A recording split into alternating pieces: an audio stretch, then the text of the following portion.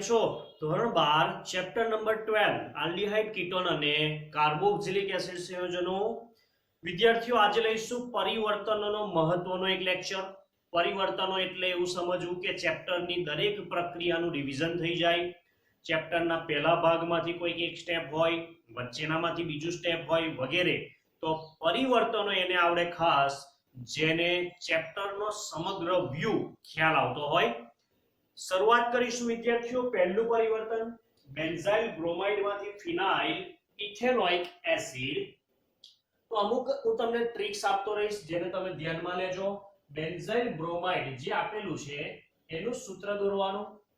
તો બેન્ઝીન ઉપર CH2Br આને બેન્ઝાઇલ બ્રોમાઇડ કહેવાય અને જે બનાવવાનું છે તે ફિનાઇલ, આટલા ભાગને શાખા સ્વરૂપે ફિનાઇલ કહેવાય. ઇથેનોઇક એસિડ એટલે CH2COOH. આ એક બનાવવાનું છે. મોટે ભાગેના પરિવર્તનો વિદ્યાર્થીઓ બે સ્ટેપના 2 માર્કમાં પૂછાય. કોઈકવાર એવું પણ બને કે 2 સ્ટેપમાં જો ના બને તો 3 સ્ટેપમાં પ્રયત્ન કરી લેવો. આ પરિવર્તન 2 સ્ટેપમાં બને એવું છે. જોઈએ કઈ રીતે બને છે. તો જોવાનું અને વિચારવાનું કે CH2 તો એવો ને એવો જ છે, પણ Br ની જગ્યાએ મારે COOH જોઈએ છે. તો એક હું તમને હિન્ટ આપું છું કે આવું જો તમે બંધારણ ક્યાંકથી લાવો CH2CN, તો આ જે સાયનાઇડ સમૂહ છે તેનું જળ વિભાજન જ્યારે થાય, જળ વિભાજન એટલે વિદ્યાર્થીઓ પાણી સાથેની પ્રક્રિયા, H+ એટલે એસિડિક માધ્યમમાં, તો સાયનાઇડ સમૂહ COOH માં ફેરવાઈ જાય છે. તો Br ની જગ્યાએ સાયનાઇડ લાવવું હોય તો એની પણ એક પ્રક્રિયા હું તમને યાદ કરાવું. KCl પોટેશિયમ સાયનાઇડ વાપરો. તો અહીંયાથી Br જે છે તે K સાથે KBr બનાવી દે અને સાયનાઇડ સમૂહ નાઇટ્રાઇલ પણ કહેવાય એ Br ની જગ્યાએ જોડાઈને CH2CN બનાવી દે. તો સ્ટુડન્ટ્સ, Br ની જગ્યાએ CN આવી ગયો આ સ્ટેપ દ્વારા અને CN સમૂહનું શોર્ટકટ યાદ રાખજો. સાયનાઇડનું જળ વિભાજન કરો તો એ COOH માં રૂપાંતર થઈ જાય છે. તો આ જે શોર્ટકટ છે એ તમારે એક પેજમાં નોટ ડાઉન કરતા રહો તો પણ તમને ફાયદો થશે. બીજું પરિવર્તન લઈએ ફિનોલમાંથી બેન્ઝાલ્ડિહાઇડ. તો ફિનોલનું સૂત્ર લગભગ તમે બધા જાણતા હશો. બેન્ઝીનની ઉપર OH સમૂહ ફિનોલ કહેવાય અને બીજા 2 સ્ટેપ ઉપયોગમાં લઈને બેન્ઝાલ્ડિહાઇડનું સૂત્ર પણ તમે ભણેલા જ છો. બેન્ઝીનની ઉપર CHO બેન્ઝીન કાર્બાલ્ડિહાઇડ, OH માંથી CHO. ચાલો વિચારવા જેવું પરિવર્તન છે. પરિવર્તનનો અભ્યાસ એટલે કરવો જરૂરી છે કે એકવાર તમે જોશો તો તમને આઈડિયા આવશે કે આવી રીતે આનું રૂપાંતર શક્ય છે. આમાં જુઓ કઈ સ્ટેપની પ્રક્રિયા ઉઠાવેલી છે. તો કે પહેલા સ્ટેપમાં ફિનોલમાંથી હું બેન્ઝીનની બનાવટ સમજાવીશ. બધાના નામ પણ લખવાના નીચે, બરાબર છે. અત્યારે જગ્યાના હિસાબે હું નથી લખતો પણ તમારે નામ લખતા રહેવું. બેન્ઝીન બનાવવું હોય તો ઝિંક સાથે યોગ્ય તાપમાને ZNO દૂર થાય. ZN અને ઓક્સિજન, ઝિંક ઓક્સાઇડ અને હાઇડ્રોજન અહીંયા જોડાઈને ફિનોલમાંથી બેન્ઝીન. આ એક 11મા ધોરણની અને હમણાં પણ આવી ગયેલી પ્રક્રિયા છે. તો પહેલું સ્ટેપ વિદ્યાર્થીઓ આ 11મા ચેપ્ટરનું છે. જુઓ હમણાં પણ 11મું ધોરણમાં હતું, 11મા ચેપ્ટર 12મા ધોરણનું, એટલે ક્યાંથી સ્ટેપ આવે છે. અને બેન્ઝીનમાંથી ડાયરેક્ટ બેન્ઝાલ્ડિહાઇડ બનાવતું એક સ્પેશિયલ સ્ટેપ છે. કાર્બન મોનોક્સાઇડ અને HCl ની નિર્જળ AlCl3 ઉદ્દીપક. કયા સ્ટુડન્ટ્સને યાદ છે કે બેન્ઝીનમાંથી બેન્ઝાલ્ડિહાઇડ બનાવતું આ સ્ટેપ કઈ પ્રક્રિયાના નામે ઓળખાય છે? આ જ ચેપ્ટરમાં આવી ગયેલું છે. આ પ્રક્રિયાને વિદ્યાર્થીઓ ગાટરમાન કોચ પ્રક્રિયા તરીકે ઓળખવામાં આવે છે. જો તમે યોગ્ય રિવિઝન કરશો ત્યારે આ નામ સાંભળવા મળશે. તો ડાયરેક્ટ અહીંયાથી આલ્ડીહાઇડ સમૂહ જોડાઈને આપણને જે નીપજે તો વિચાર કરો આ સ્ટેપ ક્યાંથી આવ્યું ને આ સ્ટેપ કેવી રીતે. તો આને જ પરિવર્તનો કહેવાય. આવા પરિવર્તનો પ્રેક્ટિસથી જ સહેલા લાગે, બાકી પહેલી વાર જો સોલ્વ કરો તો ચોક્કસ થોડા અઘરા લાગે. 4 methyl એસિટોફિનોન. Move on two third equation. 4 methyl એટલે અહીંયા આવે વિદ્યાર્થીઓ CH3 અને એસિટોફિનોન એટલે COCH3. ઓકે, આમાંથી બનાવવાનું છે ટેરેપ્થેલિક એસિડ. તો પહેલું ટેરેપ્થેલિક એસિડ નું સૂત્ર આવડવું જોઈએ, તો એક આઈડિયા ઊભો થાય કે તમને ખ્યાલ આવે કે કોને કહેવાય ટેરેપ્થેલિક એસિડ. તો બેન્ઝીનના 1 નંબર અને 4 નંબર પર COOH ને અને બેન્ઝીન 1,4 ડાઇકાર્બોક્સિલિક એસિડ પણ કહેવાય. તો એને બનાવવા એક હિન્ટ આપું છું તમને કે આને બનાવવું હોય તો આવું તમારે કંઈક મધ્યસ્થ સંયોજન લાવવું જરૂરી છે. COOK પોટેશિયમનો ડાઇબેન્ઝોઇક ક્ષાર. તો આ બનાવવા માટે વિદ્યાર્થીઓ AMnO4 ઓક્સિડેશન પ્રક્રિયા in the presence of some basic medium KOH. Potassium અહીંયાથી છૂટો પડે છે, બરાબર છે, અહીંયા જોડાઈને પોટેશિયમનો ક્ષાર બનાવે અને બીજા સ્ટેપમાં વિદ્યાર્થીઓ H2SO4 સલ્ફ્યુરિક એસિડ અહીંયાથી H+ છૂટો પડે, યા K+ ને દૂર કરે, K2SO4 બની જાય, અહીંયાથી H છૂટો પડે, અહીંયા જોડાય, બંને જગ્યાએ HH જોડાઈને આપણને જે ટેરેપ્થેલિક એસિડ જોઈએ છે તે મળે. તો વિદ્યાર્થીઓ આ તો એક જ પ્રક્રિયા સળંગ છે, બુકમાં આપેલી છે. બેન્ઝીન માંથી બેન્ઝોઇક એસિડ. ચલો અગેન બેન્ઝીન લઈશું આપણે, ધ્યાન આપતા રહેજો, બિલકુલ તમારે આળસ કંટાળો નથી લાવવાનો. બેન્ઝોઇક એસિડ, ચલો દરેક સ્ટુડન્ટ્સ ને બેન્ઝોઇક એસિડ નું સૂત્ર આવડવું જ જોઈએ, COOH. તો બેન્ઝીન માંથી કંઈક આવું બનાવવું છે બેન્ઝોઇક એસિડ. એક હિન્ટ અગેન હું તમને પ્રોવાઈડ કરીશ કે બેન્ઝીન ની ઉપર જ્યારે CH3 આવે, ટોલ્યુઇન આ પદાર્થનું નામ છે, અને એ પદાર્થનું જ્યારે ઓક્સિડેશન KMnO4 સાથે કરવામાં આવે, સાથે H2SO4 પણ તમે વાપરી શકો છો, હમણાં જે યુઝ કરેલું હતું એ જ રીતે પ્રબળ ઓક્સિડેશન કરતાની હાજરીમાં. ચલો બીજી શોર્ટકટ્સ આપું છું, અહીંયા જોજો, આ નવી નોંધ કરી લેજો. CH3 સમૂહ મિથાઇલ સમૂહનું ઓક્સિડેશન પ્રબળ ઓક્સિડેશન કરતાની હાજરીમાં કરતા COOH માં ડાયરેક્ટ રૂપાંતર થાય. નિર્બળ ઓક્સિડેશન કરતા વાપરો તો આલ્ડીહાઇડમાં પણ રૂપાંતર થઈ શકે. તો વિદ્યાર્થીઓ હવે પહેલું સ્ટેપ ઈઝી છે, ગણ 11 CH3Cl નિર્જળ AlCl3. યાદ કરો બેન્ઝીનનું ફ્રીડલ ક્રાફ્ટ આલ્કાઇલેશન, વેરી ગુડ, મિથાઇલેશન અત્યારે કરેલું છે, CH3 છૂટો પડે, અહીંયા જોડાઈ જાય, ટોલ્યુઇન નામનો પદાર્થ બને અને ટોલ્યુઇન નું ઓક્સિડેશન આપણને બેન્ઝોઇક એસિડ પ્રાપ્ત થાય છે. Move on to 5th number, ethanamide, CH3CONH2. વિદ્યાર્થીઓ આ સંયોજનને ઇથેનેમાઇડ, ઇથેન એટલે 2 કાર્બન અને CONH2 ને એમાઇડ ક્રિયાશીલ સમૂહ કહેવાય. એમાંથી બનાવવાનું છે 2 સ્ટેપમાં મિથેન. હવે તમને પ્રશ્ન થાય 2 કાર્બન છે પ્રક્રિયકમાં અને નિપજમાં તો એક જ કાર્બન થઈ ગયો, એટલે બહુ જ સમજવા જેવું હશે. ચલો મિથેનેમાઇડની વિદ્યાર્થીઓ જળ વિભાજન આવે એટલે H2O નો ઉપયોગ થાય.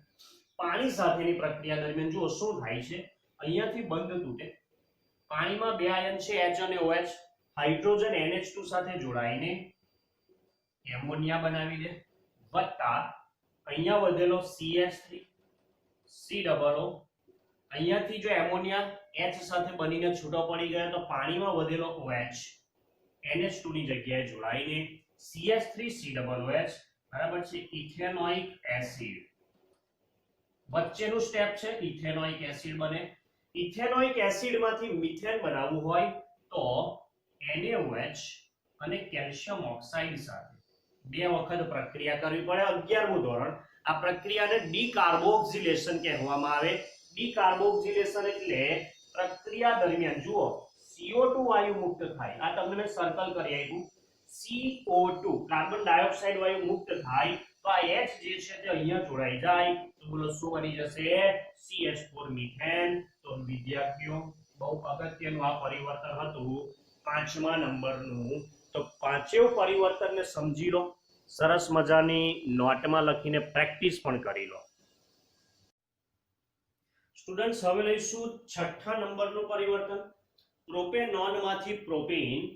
પ્રોપેનોનનું સૂત્ર હું લખું છું CH3COCH3, જેને તમે એસીટોન પણ કહો છો. તો એસીટોનમાંથી 2 સ્ટેપમાં કઈ રીતે પ્રોપીન એટલે CH3CH ડબલ બોન્ડ CH2 તો તમારું માઇન્ડ સ્ટાર્ટ કરી દે વિચારો કે આમાંથી આ બનાવવા માટે પહેલામાં પહેલું આપણે રિડક્શન જો કરીએ લિથિયમ એલ્યુમિનિયમ હાઇડ્રાઇડ રિડક્શન એટલે વિદ્યાર્થીઓ હાઇડ્રોજન ઉમેરવાની પ્રક્રિયા તો CH3COH જો શું થાય છે એક ઓક્સિજન સાથે હાઇડ્રોજન જોડાય બીજો કાર્બન સાથે એક હાઇડ્રોજન જોડાય અને પ્રોપેન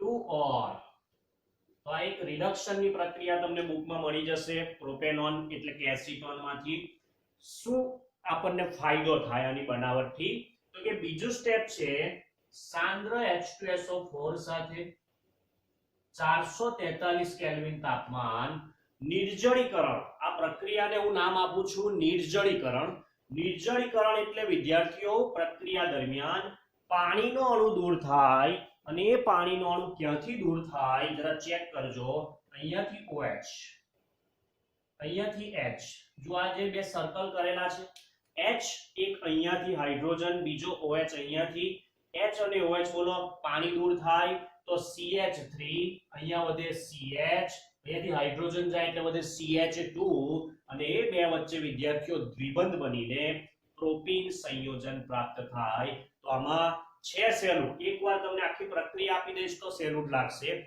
પણ એ પહેલા વિચારો તો બહુ સરસ બેન્ઝીન માંથી અગેન ટુ સ્ટેપ્સ માં બનતી રિએક્શન્સ મેટાનાઇટ્રો એસિટોફિનોન એસિટોફિનોન એટલે બેન્ઝીન ઉપર COCH3 અને એસિટોફિનોન કહેવાય અને આ મેટા સ્થાન છે તમે બધા જ જાણો છો નાઇટ્રો એટલે NO2 તો એક વસ્તુ તો ક્લિયર છે કે નાઇટ્રોને લાવવા માટે બોલો કઈ પ્રક્રિયા કરવી પડે હંમેશા માટે નાઇટ્રેશન આપણે ઘણા ટાઈમ ત્યાં ભણતા આવેલા છે તો એક સ્ટેપ એમાંથી હશે આપણું નાઇટ્રેશન અને COCH3 લાવવું હોય બેન્ઝીન પર તો એ ફિડલક્રાફ્ટ આલ્કાઇલેશન એસાઇલેશન જે બેન્ઝીનની વિસ્થાપન પ્રક્રિયા છે એસાઇલેશન તરીકે ઓળખાય નિર્જળ AlCl3 ઉદ્દીપક વાપરવાનો તો બેન્ઝીન પર COCH3 આવી જાય અહીંયાથી આ ટુકડો જોડાય અહીંયા HCl દૂર થાય અને આનું વિદ્યાર્થીઓ સાંદ્ર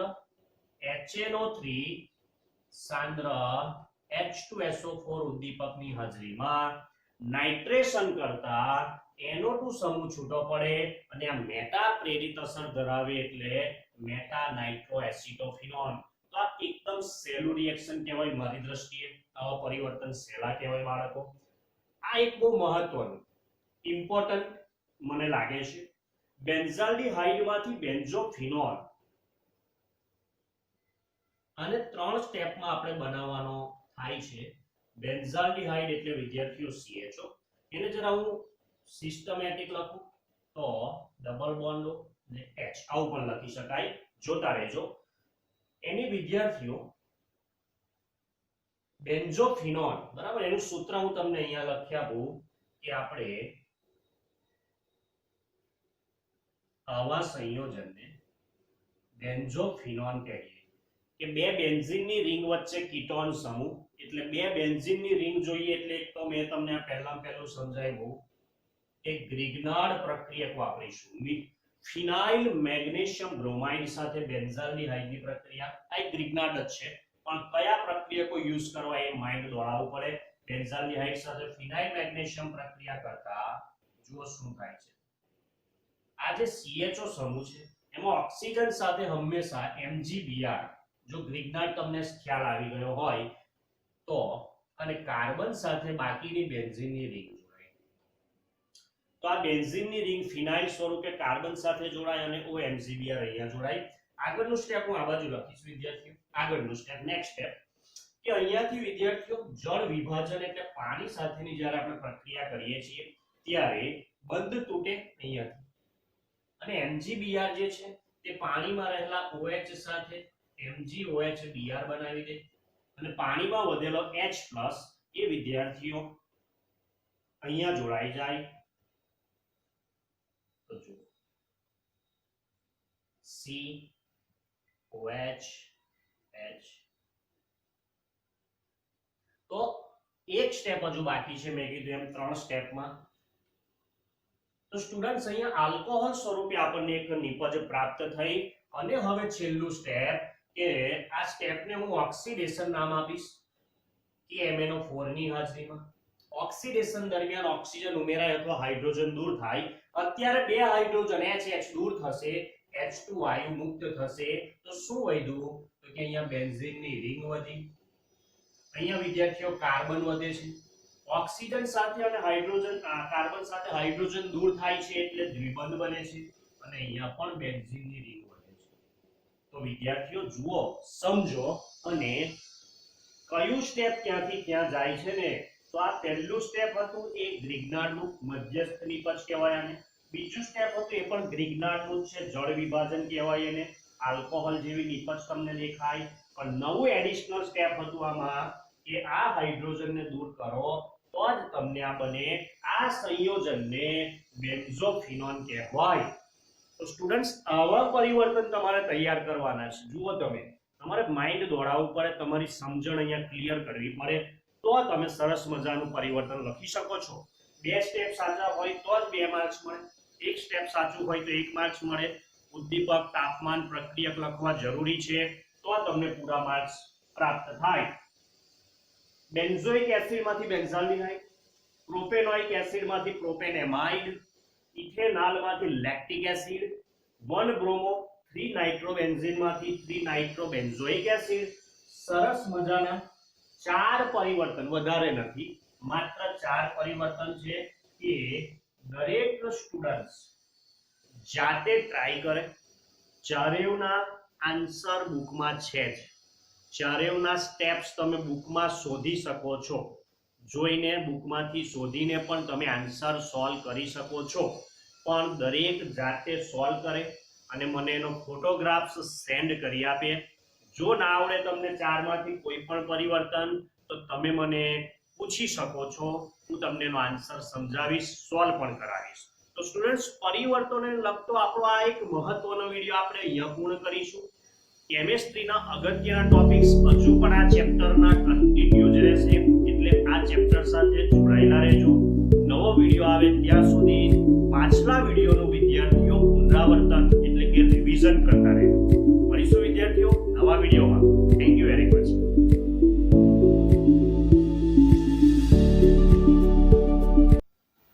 સ્ટુડન્ટ્સ, આ છે આલ્ડીહાઇડ, કીટોન અને કાર્બોક્સિલિક એસિડના ઇમ્પોર્ટન્ટ ક્વેશ્ચન્સ, જેમાં IUPAC નામકરણ અને પરિવર્તનો, આલ્ડીહાઇડ અને કીટોન સંયોજનોની બનાવટ, જેમાં વિદ્યાર્થીઓ એક્ઝામ્પલથી પણ પૂછાય કે ઇથેનોલ અને પ્રોપેનોન સંયોજનોની બનાવટ સમજાવો. ત્રીજો ક્વેશ્ચન છે આલ્ડીહાઇડ અને કીટોનની રાસાયણિક પ્રક્રિયાઓ, ખૂબ જ મહત્વનો, જેમાં ઓક્સિડેશન, રિડક્શન, ટોલેન્સ, ફેહલિંગ ઉપરાંત સૌથી અગત્યમાં અને વધારે પૂછાતો આલ્ડોલ અને ક્રોસ આલ્ડોલ સંઘનન પ્રક્રિયા. વિદ્યાર્થીઓ, નેક્સ્ટ ક્વેશ્ચન છે કાર્બોક્સિલિક એસિડમાં બનાવટ, જે જુદી જુદી 6 પદ્ધતિ દ્વારા બનાવી શકાય છે. એસિડમાં C અને OH બંધ તૂટવાની પ્રક્રિયા, COOH સમૂહમાં થતી પ્રક્રિયા અને હાઇડ્રોકાર્બનમાં થતી પ્રક્રિયાઓ. સ્ટુડન્ટ્સ, આ બધા જ ક્વેશ્ચન્સ પ્રાયોરિટી બેઝ છે, જેમાં તમે પ્રાયોરિટીનો મતલબ થાય છે કે વધારે ભાર આપી શકો છો, પરંતુ બુકના અન્ય ટોપિક્સ પર પણ તમારે ધ્યાન રાખવાનું છે. કોઈક વાર એમાંથી MCQ અથવા તો ઓડ થિયરી પણ પૂછાઈ શકે છે. પણ આ ક્વેશ્ચનનું લિસ્ટ એ છે જે અવારનવાર એક્ઝામમાં પૂછાતું હોય છે.